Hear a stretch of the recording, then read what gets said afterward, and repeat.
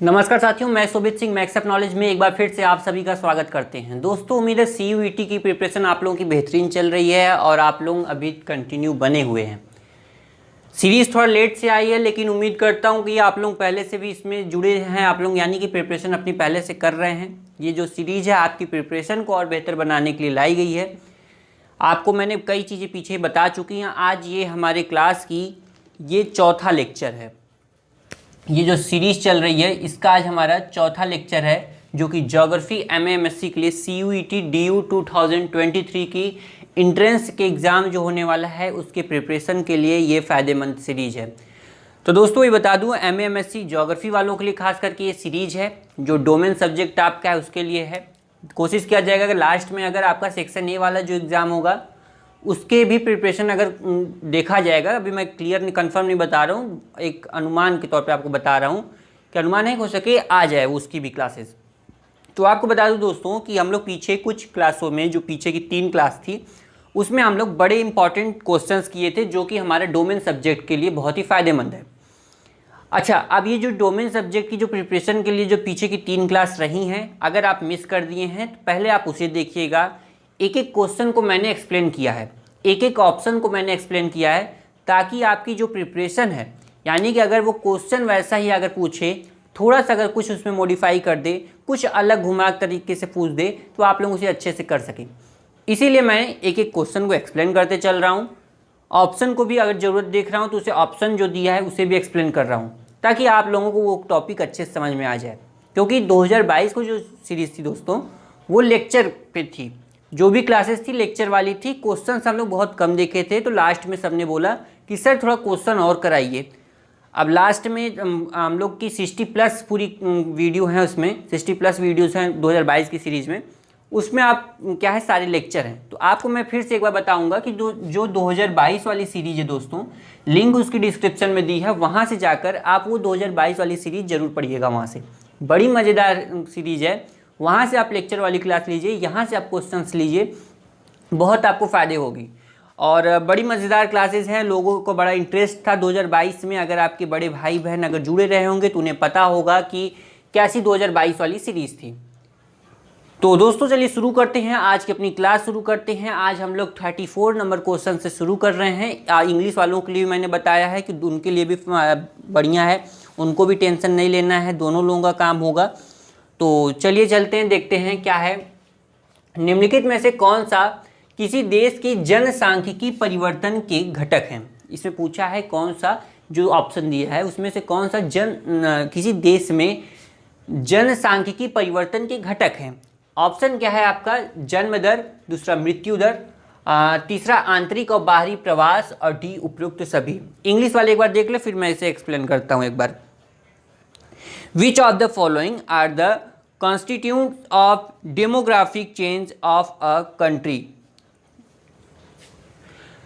तो ऑप्शन एक बार इंग्लिश वाले भी देख लें। बर्थ रेट, दूसरा है डेथ रेट, तीसरा है इंटरनल एंड एक्सटर्नल माइग्रेशन, और फोर्थ है ऑल ऑफ एबव। तो दोस्तों बता दो, जो जनसांख्यिकी परिवर्तन होता है, कैसे किसी का, आप इमेजिन कीजिए, ये चीज़ें अगर आप थोड़ा सा ध्यान लगाएं तो आप उसे बता सकते हैं। किसी देश में, किसी राज्य में, किसी जिले में या किसी गांव में कैसे जनसंख्या बढ़ती है, कैसी घटती है। या तो ज़्यादा जन्म हो, किसी का जन्म दर देखा जाएगा, या मृत्यु दर हो तब जनसंख्या परिवर्तन हो जाएगा, या उस स्थान को छोड़कर लोग कहीं और चले जाएं तब उस स्थान पर जनसंख्या कम हो जाएगी, या लोग आ जाएंगे तो या जनसंख्या बढ़ जाएगी। यानी कि जन्म होगा तब पर भी जनसंख्या बदलेगी, मृत्यु होगी तब पर भी जनसंख्या बदलेगी, या लोग माइग्रेट करेंगे, वहाँ से प्रवास करेंगे, तब पर भी वहाँ पर जनसंख्या बदलेगी। चाहे अप्रवास हो चाहे उत्प्रवास, यानी कि अप्रवास यानी कि आएँ, उत्प्रवास मतलब यहाँ से जाएं। तो इन सभी कंडीशंस में क्या होता है, जनसंख्या बदलती है। तो क्या कह रहा है कि जनसांख्यिकी परिवर्तन के घटक हैं।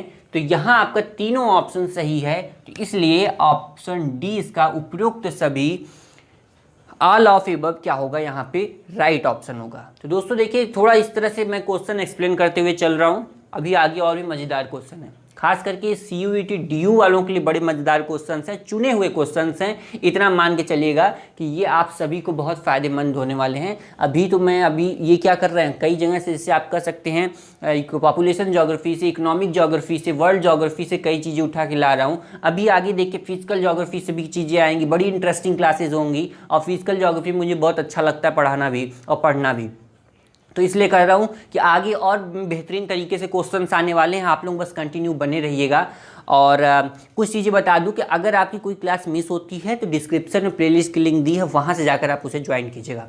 साथ में अच्छा दोस्तों देखिए, इंडियन ज्योग्राफी से भी आपके एग्जाम में क्वेश्चन आएंगे। इंडियन ज्योग्राफी है, फिजिकल ज्योग्राफी है, फिजिकल ज्योग्राफी में क्लाइमेटोलॉजी है और जियोमॉर्फोलॉजी है, ओशनोग्राफी है। तो ये जो ओशनोग्राफी, क्लाइमेटोलॉजी और आपका जियोमॉर्फोलॉजी, इंडियन ज्योग्राफी, ये चीज़ें जो आपका है, ये तो आपको सारी चीज़ें 2022 की सीरीज में मिलेंगी। लेकिन 2000 आपको जो इंडियन ज्योग्राफी की मेन जो सीरीज है, यानी कि उसमें इंडियन ज्योग्राफी को एक तरफ से कवर किया गया, 6-7 लेक्चर ही अभी उसमें हो पाए हैं उस सीरीज में।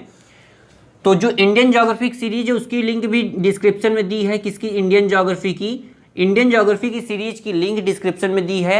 बड़ी मज़ेदार क्लासेस हैं, 6-7 वीडियो में अभी हो पाए हैं उस सीरीज में, वहाँ से जाइएगा। आप भारत का भौगोलिक संरचना कैसी है, कहाँ पे पर्वत, पठार, सागर, महासागर जो ये है, फिर आप कर सकते हैं नदियों को एक्सप्लेन किया गया है, ये सब चीज़ें, हिमालय का एक्सप्लेन किया गया है, पर्वत का, मैदान का, पठार का, जो पठारी क्षेत्र है, ये सभी चीज़ों को वहाँ एक्सप्लेन किया गया है। तो आप लोग जो इंडियन ज्योग्राफिक सीरीज है उसकी लिंक डिस्क्रिप्शन में दी है, वहाँ जाकर आप इंडियन ज्योग्राफिक पढ़ सकते हैं।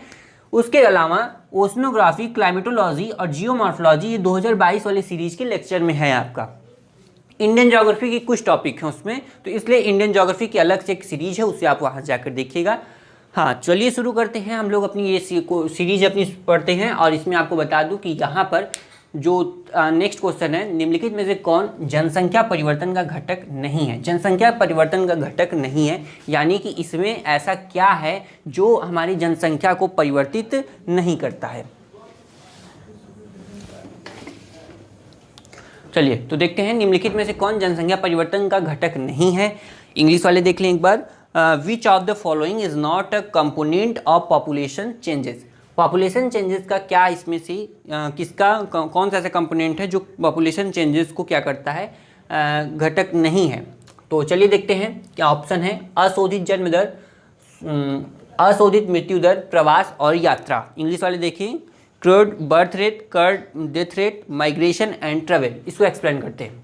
क्या पूछा है? कौन जनसंख्या परिवर्तन का घटक नहीं है? इसमें से जो ऑप्शन दिया है, कौन जनसंख्या परिवर्तन नहीं करता है? अशोधित जन्म दर। अशोधित जन्म दर क्या है? कर्ड बर्थ रेट क्या है, इसे समझ लेते हैं। देखिए दोस्तों, ये प्रजननता, फर्टिलिटी जो होती है उसको मापने की एक कह सकते हैं तरीका है कि इसको मापा जाता है। हाँ, अभी क्या है इसे समझते हैं। अशोधित जन्म दर, इसमें क्या होता है दोस्तों, किसी एक वर्ष में ध्यान सुनिएगा, 1000 प्रति 1000 प्रति 1000 जनसंख्या में एक वर्ष में जो कुल सजीव जन्मों की संख्या होती है वो क्या होता है? अशोधित जन्म दर होता है। एक बार फिर से रिपीट कर रहा हूँ, बहुत ध्यान से सुनिएगा, बहुत इंपॉर्टेंट कॉन्सेप्ट बता रहा हूँ आपको। अशोधित जन्म दर क्या है? ये आपका स्टेटमेंट भी दे सकता है कि ये है, तो इसे क्या बोलेंगे, ठीक है? तो ध्यान से सुनिएगा, अच्छे से सुनिएगा, बता रहा हूँ। किस प्रति इकाई 1000 प्रति 1000 जनसंख्या में एक निश्चित वर्ष में या एक वर्ष में कुल सजीव जन्मों की संख्या।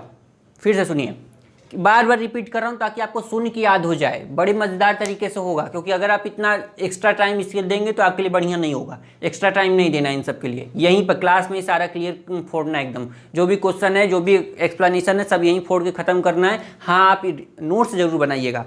चलिए फिर से देखते हैं क्या करें। हाँ, प्रति 1000 जनसंख्या में, प्रति 1000 जनसंख्या में एक वर्ष में जीवित सजीवों की संख्या, जीवित क्या है? सजीव जन्मों की संख्या, या जीवित जन्मों की संख्या या सजीव जन्मों की संख्या क्या है? अशोधित जन्म दर है। तो ये क्लियर हो गया। दूसरा, अशोधित मृत्यु दर, इसका अपोजिट कर दीजिए। जैसे उसमें क्या था, चलिए अशोधित मृत्यु दर को देखते हैं। प्रति 1000 जनसंख्या में एक वर्ष में कुल मृत्यु दर जो है, क्या है मृत्यु दर, जो मृत्यु की संख्या है या मृतता की जो संख्या है वो क्या हो गया, अशोधित मृत्यु दर। तो एक तरफ अशोधित जन्म दर, एक तरफ अशोधित मृत्यु दर। फिर प्रवास, प्रवास आप लोग सुने होंगे, पिछले दोनों क्लास में बताया, यही बताया, इस पे से क्वेश्चन बहुत आए हैं। प्रवास यानी कि एक स्थान से छोड़कर दूसरे स्थान पर लोग चले जाएं या वहाँ से लोग यहाँ आ जाएं, ये क्या है, प्रवास है। ये क्या है, प्रवास है, माइग्रेशन है। और चौथा क्या है, यात्रा, आप लोग जान रहे हैं। तो क्या पूछा, इसमें से कौन सा जनसंख्या परिवर्तन का घटक नहीं है, तो आप कहिएगा यात्रा। यहाँ जो क्या हो जाएगा, इसका राइट ऑप्शन हो जाएगा ट्रेवल। आगे बढ़ते हैं, 36 नंबर क्वेश्चन क्या कर रहा है, भारत का संपूर्ण उत्तरी मैदान किस प्रकार की मिट्टी से बना है। इंग्लिश वाले देखें, the entire northern plains of India are made of which type of soil. Option है जलोढ़ मृदा यानी कि एलुवियल सॉइल, काली मिट्टी यानी कि ब्लैक सॉइल, लेटेराइट मिट्टी लेटेराइट सॉइल, और शुष्क मिट्टी यानी कि एरिड सॉइल। यहाँ पर उत्तर भारत यानी कि भारत का जो मैदानी क्षेत्र है वहाँ पर कौन सी मृदा पाई जा रही है, ये मैं इंडियन ज्योग्राफी की सीरीज में बड़ी अच्छी तरीके से बताया हूँ कि वहाँ पर कौन सी मिट्टी पाई जा रही है। लेकिन फिर भी चलिए यहाँ सुनते हैं दोस्तों, जलोढ़ मिट्टी क्या है, एलुवियल सॉइल किसे बोलते हैं, भारत में ये कहाँ पाई जाती है। आपका जो उधर सतलज नदी आप देखिए भारत में,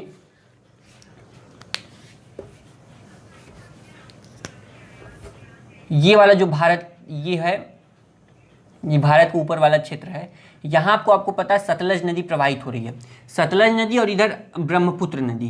तो सतलज नदी और ब्रह्मपुत्र नदी के बीच में ये जो क्षेत्र है, यहाँ पर आपका क्या पाया जा रहा है, जलोढ़ मृदा पाई जा रही है, जो कि बड़ी मजेदार मृदा बोली जाती है, यानी कि बहुत फर्टाइल है मिट्टी, ये उर्वरक मिट्टी है, जो कि कई तरह के फसलों के लिए आपके लिए बढ़िया है। ये जो जलोढ़ मृदा है आपका सतलज नदी से लेकर, उत्तर में सतलज नदी से लेकर इधर पश्चिम में, पूर्व में आपका उत्तर पूर्व में आपका सतलज, और इधर पूर्व में ब्रह्मपुत्र नदी की घाटी तक फैला हुआ जो क्षेत्र है, यानी कि भारत का जो उत्तरी मैदान है, वहाँ पर जलोढ़ मिट्टी पाई जाती हैं। ये भी दो तरह की होती हैं। कौन कौन सी दो तरह की होती हैं, इसे समझिए। एक तो होती है आपकी जलोढ़ मिट्टी, भारत में भी दो जगह पाई जाती है। पहला कहाँ, तटीय भागों में, ठीक है, जो तट वाले, भारत का तट वाला जो क्षेत्र है, ये जो दक्षिण भारत का ये वाला जो क्षेत्र है, इसे तट वाले क्षेत्रों में भी क्या पाई जाती है, जलोढ़ मृदा कहीं कहीं पाई जाती हैं। तो जो यहाँ पर पाई जाएगी इसे बोला जाएगा तटीय जलोढ़, और जो नदियों द्वारा बनाई जाएंगी, जो मिट्टी लाई जाएंगी, उसे बोला जाएगा नदी जलोढ़।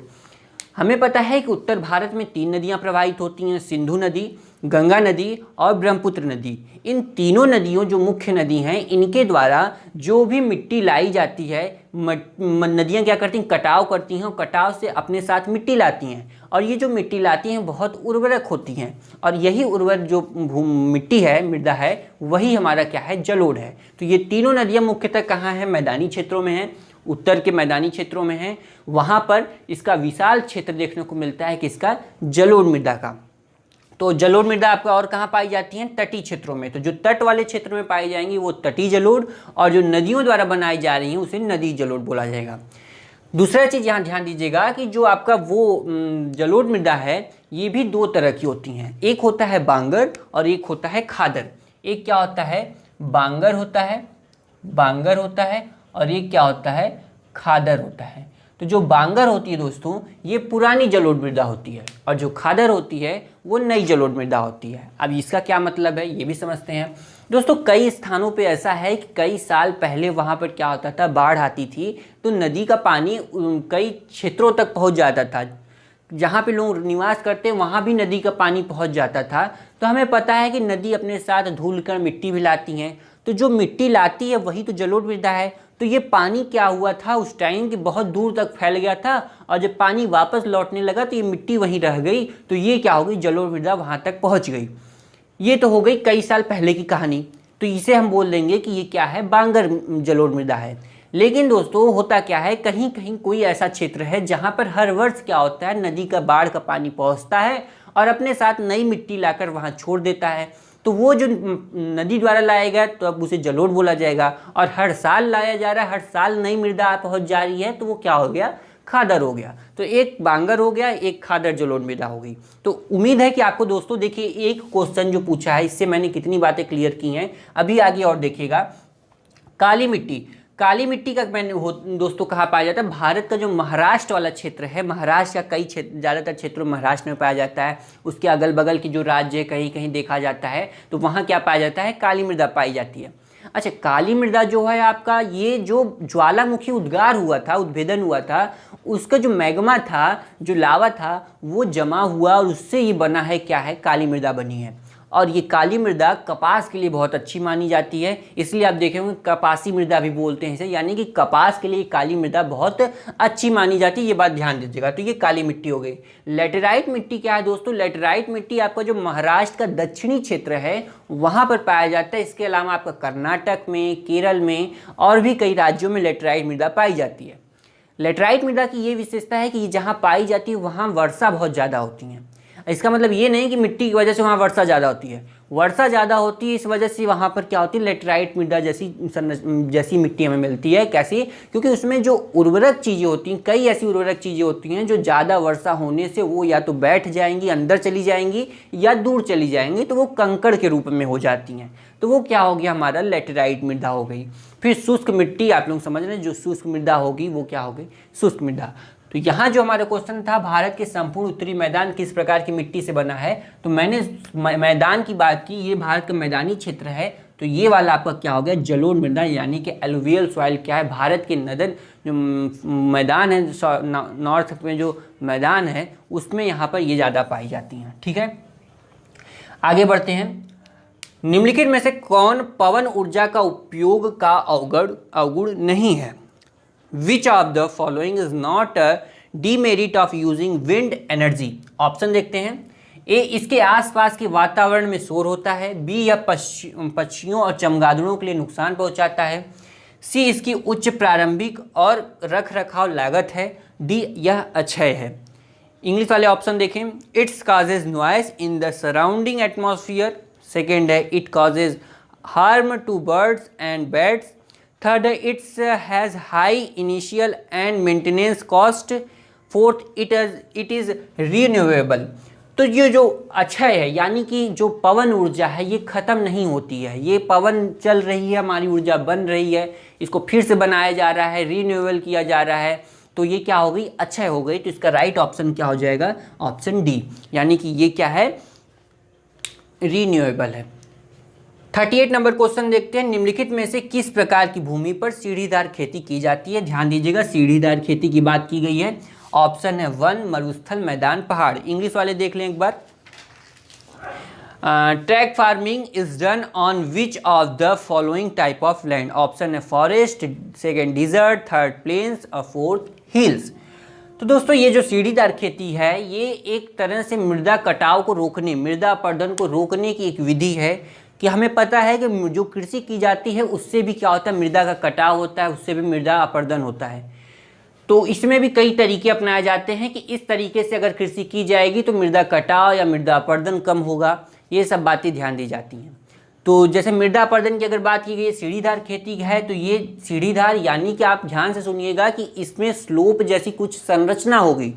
तो हमें पता है दोस्तों, जो पर्वतों पे स्लोप बहुत ज़्यादा होता है, पर्वतों में जब खेती की जाएगी और वहाँ अगर सिंचाई की जाएगी, नॉर्मली चीज़ें आप ध्यान दीजिएगा, अपने समझिएगा, कोई ज़्यादा रॉकेट साइंस इसमें नहीं है। अगर आप ये सोचिए कहीं ढलान वाले क्षेत्र पे हम क्या कर रहे हैं? कृषि कर रहे हैं और वहाँ पे सिंचाई करें, तो जो भी मृदा रहेगी वो कटाव होगा उसका, वो मृदा जो रहेगी, उर्वरक मृदा रहेगी, वो निकल जाएगी। इसलिए उसे ऐसी संरचना बनाया जाए कि ये मृदा हमारी रुकी रहे, ज़्यादा दूर तक न जाए। तो इसलिए क्या किया जाता है? सीढ़ीदार खेती की जाती है। कहाँ पर? जहाँ पर स्लोप कुछ इस तरीके से रहे। तो वन नहीं होगा, मरुस्थल नहीं होगा, मैदान नहीं होगा, तो यहाँ पहाड़ों पर, पर्वतीय हिल्स जो एरिया है, वहाँ पे जो खेती की जाती है, वहाँ पे इस तरीके की खेती की जाती है, यानी कि सीढ़ीदार खेती। तो यहाँ इसका राइट ऑप्शन क्या हो जाएगा? डी, पहाड़, हिल्स। 39 नंबर क्वेश्चन चलते हैं। निम्न में से कौन सा आर्थिक विकास का एक मापक नहीं है? ऑप्शन देख लेते हैं। गरीबी का विस्तार, बी, भौगोलिक परिस्थितियां, सी, ग्रीन सूचकांक, डी, जीवन स्तर। इंग्लिश वाले देखें। Incidence of poverty, geographical conditions, green index, life status. तो यहाँ आपका हो जाएगा राइट ऑप्शन क्या हो जाएगा? भौगोलिक परिस्थितियां जो है आर्थिक विकास का मापक नहीं है, बल्कि गरीबी का विस्तार, ग्रीन सूचकांक, जीवन स्तर ये हैं। लेकिन ये जो जीवन भौगोलिक परिस्थितियां का, इसका राइट ऑप्शन होगा, क्योंकि ये जो है आर्थिक विकास का मापक नहीं है। भौगोलिक परिस्थितियां हमारे देश की आर्थिक विकास को नहीं बताएंगी, उसका मापक नहीं करेंगी, मापेंगी नहीं कि हमारे देश में आर्थिक विकास कैसा है। तो इसलिए यहाँ पे इसका राइट ऑप्शन क्या हो जाएगा, भौगोलिक परिस्थितियां, यानी कि ज्योग्राफिकल कंडीशन इसका राइट ऑप्शन होगा। तो दोस्तों ये क्वेश्चंस कुछ हैं, आगे कुछ और क्वेश्चन देखते हैं। 40 नंबर क्वेश्चन कर रहा है, देश में उपयोग किए जाने वाले कुल पानी का उच्चतम अनुपात निम्नलिखित में से किस क्षेत्र में है? सिंचाई क्षेत्र में, बी घरेलू उपयोग क्षेत्र में, सी उद्योग क्षेत्र में, डी इनमें से कोई नहीं। The highest proportion of the total water used in the country is in which one of the following sector? Option है इरिगेशन, सेकेंड है डोमेस्टिक यूज, सी इंडस्ट्रीज, और फोर्थ है नन ऑफ एबव। दोस्तों देखिए क्या पूछ रहा है, उच्चतम अनुपात, पानी का उच्चतम अनुपात कहाँ उपयोग किया जाता है? तो दोस्तों आपको बताओ, जो विश्व में जो भी जल संसाधन है उसका 4% भारत में उपस्थित है। जल जो है उसमें जैसे नदी का जल है, और भी कई स्रोत हैं जल के, तालाब हैं, नहर है, इन सभी में देखा जाए तो सबसे ज़्यादा इसका उपयोग कहाँ किया जा रहा है, उच्चतम अनुपात कहाँ देखने को मिलता है? सिंचाई क्षेत्र में सबसे ज़्यादा उपयोग है। तो यहाँ इसका आपका राइट ऑप्शन क्या हो जाएगा? सिंचाई, ऑप्शन ए इसका राइट ऑप्शन होगा। 41 नंबर क्वेश्चन है, निम्नलिखित में से किस स्थान पर पहला परमाणु ऊर्जा केंद्र शुरू किया गया था? At which one of the following place was the first atomic power station started? Option A Kalpakkam, B Rana Pratap Sagar, C Narora, D Tarapur. तो दोस्तों ये जो परमाणु ऊर्जा पूछा है, परमाणु ऊर्जा केंद्र कहाँ कहाँ है? कल्पकम, राणा प्रताप सागर, नरोरा, तारापुर। तो ये जो पहला क्या जो कल्पकम है, ये आपको बता दूँ ये आपका है चेन्नई में। तो इसके यहाँ लिख लीजिएगा चेन्नई में। ये कहाँ है? चेन्नई में कल्पकम हो गया। राणा प्रताप सागर, नरोरा और तारापुर। राणा प्रताप सागर को एक और नाम है, रुकिए देख लेता हूँ एक बार, रावत भाटा। हाँ ध्यान दीजिएगा, इसका नाम और क्या है? रावत भाटा, जो कि राजस्थान में है। क्या है? राजस्थान के रावत भाटा नामक स्थान पर राणा प्रताप सागर है, या रावत भाटा बोलिएगा, ये हो गया राजस्थान में। सी नरोरा कहाँ है आपका? उत्तर प्रदेश में, यूपी में है नरोरा। और तारापुर कहाँ है? महाराष्ट्र के, कहाँ है? महाराष्ट्र के ठाणे जिले में। ठाणे जिले में क्या है? तारापुर। तो ये वाला इसका राइट ऑप्शन क्या हो जाएगा? डी तारापुर, जो कि इस तारापुर में पहला परमाणु ऊर्जा केंद्र शुरू किया गया था। कहाँ? तारापुर, महाराष्ट्र, ठाणे में। महाराष्ट्र के ठाणे में तारापुर जो है, वहाँ पर इसका पहला तारापुर परमाणु ऊर्जा केंद्र जो है शुरुआत वहाँ से हुई थी। तो जो कल्पकम में ये चेन्नई में है, राणा प्रताप सागर कहाँ है, या इसे आप रावत भाटा बोलिए, राजस्थान में है, नरोरा जो है यूपी में है, और ये तारापुर आपका कहाँ है? महाराष्ट्र के ठाणे में। तो ये इसका राइट ऑप्शन क्या हो गया? तारापुर। आगे बढ़ते हैं 42 नंबर क्वेश्चन पे, निम्नलिखित में से किस महाद्वीप में वैश्विक व्यापार का प्रवाह सबसे अधिक है? ऑप्शन है एशिया, बी उत्तर America, C Europe, D Africa. English वाले देखें, which one of the following continents has the maximum flow of global trades? तो यहाँ आपका राइट ऑप्शन क्या हो जाएगा? एशिया। 43 नंबर क्वेश्चन देखते हैं, निम्नलिखित में से कौन सा प्रकार जल को एक संसाधन के रूप में वर्णित करता है? बड़ा मजेदार क्वेश्चन है, ध्यान दीजिएगा। निम्नलिखित में से कौन सा प्रकार जल को एक संसाधन के रूप में वर्णित करता है? इंग्लिश वालों को पहले बता दूं, तब मैं चलते एक्सप्लेन करते हैं। Which one of the following type describe water as a resource? Option है चक्रीय संसाधन, बी जैविक संसाधन, सी अनवीकरणीय संसाधन, डी इनमें से कोई नहीं। Cycle resource, biotic resource, non renewable resource, none of above. तो जो चक्री क्या है? चक्री संसाधन, जैविक संसाधन, अनवीकरणीय संसाधन, इसे देख लेते हैं। तो जो जल है दोस्तों, हमें पता है कि जल जो है ये पर्याप्त भंडार है, इसका बहुत भंडार है इसका, वो बात अलग है पीने योग्य कितना है, जल बहुत है पृथ्वी पर। हमें पता है नॉर्मल चीज़ें हैं कि जल क्या होता है, सूर्य की प्रकाश जब होता है, गर्म होता है जल, तो वो वाष्प बन के ऊपर चला जाता है, जिसे हम बोलते हैं वाष्पीकरण। ये ऊपर गया, संघनन हुआ, वहाँ से फिर वर्षा के हुई, वर्षा के रूप में नीचे आया, फिर पृथ्वी पर गिरा, फिर ये नदियों में अगर होकर, तालाबों से या नहर से होकर या भूगर्भ में जाकर फिर ये क्या होता है, फिर वाष्प या वहीं से वाष्पशील हो जाए, वाष्प हो जाए, बन जाएगा, या महासागरों में जाएगा, सागर में जाएगा, वहाँ से वाष्पीकरण होगा, तब ऊपर जाएगा। एक देखेंगे चक्र चल रहा है, एक साइकिल चल रहा है। तो ये क्या है, जल हमारा संसाधन है। कैसा संसाधन है, चक्र के रूप में चल रहा है, चक्री संसाधन है, जिसे बार बार बनाया जा रहा है। यानी कि एक बार तो ये क्या हुआ, वाष्प बन गया, फिर वाष्प से जल बना, फिर जल से फिर वाष्प बन रहा है, या ठोस भी बन रहा है। तो ये क्या है, एक चक्र चल रहा है। तो उसे अब बार बार जल बन रहा है, तो ये संसाधन कैसा है, एक चक्र के रूप में चल रहा है। तो ये क्या हो जाएगा, इसका चक्री संसाधन, इसका राइट ऑप्शन हो जाएगा, यानी कि साइकिल रिसोर्स। फिर है जैविक संसाधन, अनवीकरणीय संसाधन। ये पिछली क्लास में मैं बता चुका हूं कि ये क्या है। तो यहाँ इसका राइट ऑप्शन क्या हो जाएगा, 43 का ए। 44 पे चलते हैं, कौन सा औद्योगिक अवस्थिति का कारक नहीं है। क्या पूछ रहा है, कौन सा औद्योगिक अवस्थिति का कारक नहीं है, which is not a factor of industrial location.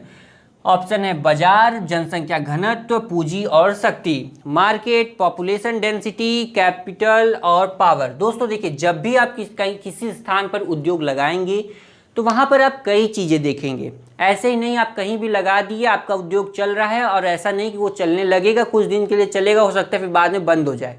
क्यों बंद हो जाए, क्योंकि वहाँ पे वैसी व्यवस्था नहीं है। व्यवस्था का मतलब अनुकूल दशाएं नहीं आपके उद्योग के लिए। अगर आप वहाँ उद्योग लगा दिए तो आपको वहाँ पर बाजार होना चाहिए, यानी कि एक बाजार रहेगा तभी लोग वहाँ उसे खरीदेंगे। आपके पास बाजार होना चाहिए, मार्केट होने चाहिए, आपके पास कस्टमर होने चाहिए, तो ये तब आपका ये सक्सेस रहेगा। दूसरा यहाँ पर क्या कर रहा है, जनसंख्या घनत्व, इसे छोड़ते हैं। पूंजी, पूंजी आप कोई भी उद्योग लगाएंगे तो वहाँ पे पूंजी की आवश्यकता तो होगी ही। बिना पूंजी का तो आप वहाँ लगा नहीं सकते। पहले इन्वेस्ट करेंगे, फिर लगातार आप इन्वेस्ट ऐसा हो सकता है करते रहें और मुनाफा कमाते रहें, तो पूंजी की तो आवश्यकता होगी आपके उद्योग में। तो ये भी हो गया। शक्ति, आप अगर कोई उद्योग लगाते हैं तो बिना लेबर के, बिना पावर के, बिना कोई एफर्ट के आप कर ही नहीं सकते। शक्ति चाहिए, वहाँ पे श्रम चाहिए आपको उस उद्योग के लिए, तो ये भी चाहिए। यानी कि किसी भी औद्योगिक अवस्थिति के लिए उद्योग लगाना चाहते हैं तो आपको बाजार चाहिए, पूंजी चाहिए, शक्ति चाहिए। कौन नहीं चाहिए, यही बच रहा है, जनसंख्या घनत्व। तो आप इसे लगा दीजिए, राइट ऑप्शन आपका क्या हो गया, बी हो गया। क्वेश्चन आप एलिमिनेट कीजिए। एलिमिनेशन वाला जो क्वेश्चन है कुछ इस तरह से किया जाता है, जैसे बाजार आपको चाहिए ही चाहिए, पूंजी भी चाहिए, शक्ति भी चाहिए, बच रहा है ये जनसंख्या घनत्व। तो इसका राइट ऑप्शन क्या हो गया, जनसंख्या घनत्व, यानी कि पॉपुलेशन डेंसिटी। 45 नंबर क्वेश्चन चलते हैं। जनसंख्या का आयु संवितरण किसके द्वारा निर्धारित किया जाता है। आयु संवितरण किसके द्वारा निर्धारित किया जा सकता है। The age distribution of a population is determined by, option है आपके timing of birth, B timing of death, C time the rate of which the population is growing, fourth है ऑल आर करेक्ट। यानी कि जन्म का समय, मृत्यु का समय, जिस दर से जनसंख्या बढ़ रही है, सभी सही हैं। तो इसमें आपका ऑप्शन क्या होगा, एक बार सोचिएगा क्या होगा।